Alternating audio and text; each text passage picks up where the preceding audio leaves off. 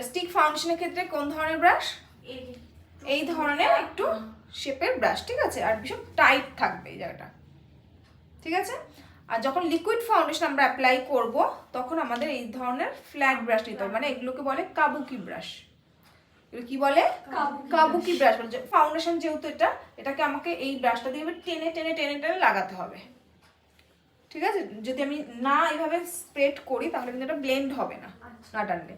আর liquid foundation যখন apply তখন কিন্তু এটা দিয়ে টানা যাবে না, এটা দিয়ে তখন ট্যাপ ট্যাপ ট্যাপ ট্যাপ করে আমাকে অ্যাপ্লাই করতে হবে। সেই জন্য দুরকম ফাউন্ডেশনের জন্য আমাদের দুটো ব্রাশ কিন্তু রাখতে হয়। তো আমার যেহেতু এখন আমি ক্রিম ফাউন্ডেশন ইউজ করেছি, কি করবো এই ব্রাশটা দিয়ে জাস্ট হালকা হাতে, খুব বেশি টানবে না কিন্তু এইভাবে, আবার জাস্ট হালকা হাতে এইভাবে নিচের দিকে আমার মুভমেন্টটা থাকবে হালকা নিচের দিকে, কিন্তু এবার পুরো টেনে দেবে না কিন্তু, তাহলে কিন্তু নিচের প্রোডাক্ট সব সরে যাবে। জায়গায় আমি জাস্ট বসিয়ে দিচ্ছি।